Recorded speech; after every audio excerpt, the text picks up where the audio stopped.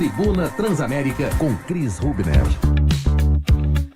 Muito bem, hoje a gente vai conversar com a escritora juiz-forana Daniela Arbex, que lançou o livro Longe do Ninho pela editora Intrínseca. Essa obra, gente, ela retrata aquela tragédia que aconteceu no ano de 2019, no chamado Ninho do Urubu, quando 10 adolescentes entre 14 e 16 anos das categorias de base do Flamengo foram vitimados no incêndio que atingiu o centro de treinamentos do Clube Carioca no Rio de Janeiro. Paulo César Magela também está aqui com a gente, vai acompanhar esse bate-papo, participar também. Dani, é um prazer receber você aqui na Rádio Transamérica hoje. Bem-vinda, viu? Obrigada, Cris. O prazer é meu de estar aqui de novo, né? Conversando com vocês. Uma alegria. Obrigada. Dani, eu vou tomar a liberdade de te chamar de Dani, tá? Claro. Você é reconhecida, é premiada internacionalmente por contar fatos, né, da história que não podem ser esquecidos jamais, assim como foi com o Holocausto Brasileiro, Todo Dia, Mesma Noite, da tragédia da Boate Kiss. Conta pra gente um pouquinho como foi o desenvolvimento dessa última obra que você lançou na semana passada. Então, Cris, eu costumo dizer que os livros nascem para mim. Nem sempre é o jornalista que escolhe as histórias que ele vai contar. Às vezes ele é escolhido por elas. Isso aconteceu principalmente neste livro, porque nesses 30 anos de cobertura jornalística, eu sempre denunciei as violações de direitos de populações vulnerabilizadas. Mas eu nunca tinha feito nenhuma cobertura de esportes, ou sequer do futebol, embora ache incrível, né, a mobilização social que o esporte é capaz de fazer. Sim. Era algo muito distante da minha realidade. Então, jamais passou pela minha cabeça contar uma história como essa. Mas em 2022, quando eu lancei o livro Arrastados, que fala sobre o rompimento da barragem de Brumadinho, eu tinha dado uma entrevista para o Fantástico e uma das mães me assistiu e me escreveu naquela mesma noite, se apresentando como uma mãe que tinha perdido um filho no Ninho do Urubu. E a gente começou a conversar, eu falo que foi uma conversa de mãe para mãe. Uhum. A princípio, simplesmente uma conversa. Eu fui solidária, empática, que era o mínimo que eu podia fazer.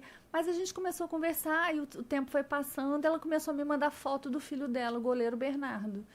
E eu fiquei muito impactada com aquelas imagens, pela proximidade da idade das vítimas com a do meu filho. E fiquei pensando, puxa, eu não sei nada sobre essa história. Eu não sei nem o nome dos meninos. É o primeiro nome que eu ouço falar.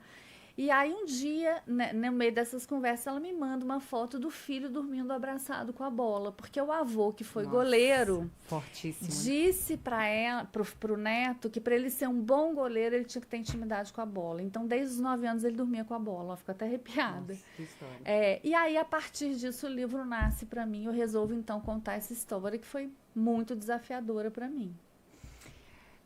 PC, fica à vontade. O que chama a atenção é que 2019 era para ser um ano de alegrias, foi o ano que o Flamengo foi campeão. Verdade. Aliás, eu estou vendo aqui na exposição da Amazon, onde está sendo vendido, eles lembram exatamente isso. 2019, o mesmo ano que entraria para a história do Flamengo como um dos mais gloriosos, o time principal foi campeão do Campeonato Carioca, do Brasileirão, Libertadores, foi também o mais triste de todos.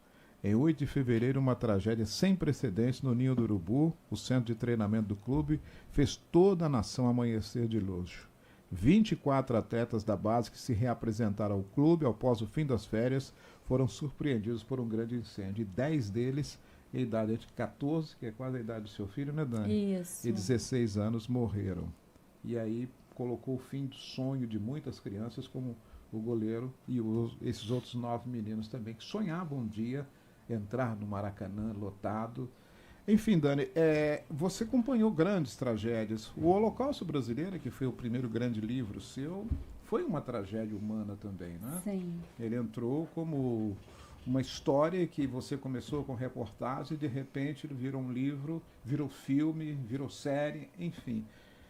Depois você fez Brumadinho também, não é? Que é o Arrastados. A Boate Kiss também. E o que chama a atenção, Dani, é que pelo menos nenhum deles tem ainda um final na justiça. É isso mesmo.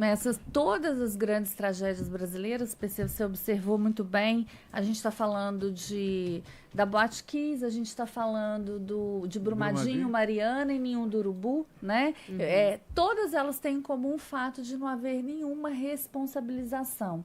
Então, o que eu falo sempre que a cultura da impunidade alimenta a próxima tragédia. Se lá atrás, em 2013, quando houve o incêndio na Boate Kiss, as pessoas tivessem sido responsabilizadas efetivamente, como aconteceu na Argentina, em Cromagnon, que é a boate que pegou fogo, morreram 180 pessoas, até o prefeito foi preso. Se isso tivesse acontecido aqui, talvez a gente não tivesse tido Mariana, Brumadinho e nem o Ninho do Urubu. Quer dizer, em cima dessas tragédias até agora, todas elas estão com o processo andando. A Boate Kiss, por exemplo, chegou-se a algumas sentenças, depois houve um refluxo. E no Ninho do Urubu, você está acompanhando a questão do processo, Sim, Dani? o Ninho do Urubu, o processo está em andamento, como todos os outros casos, em fase de recurso, né? E é preciso que a gente fale que o tempo da justiça, gente, definitivamente não é o mesmo tempo de quem precisa dela, né? A gente, no caso do Ninho do Urubu, especificamente, de 2012 até 2019, a gente conseguiu traçar uma linha do tempo e provar que o Flamengo teve inúmeras oportunidades dos órgãos públicos do Rio de Janeiro para adequar o atendimento que oferecia aos atletas em formação.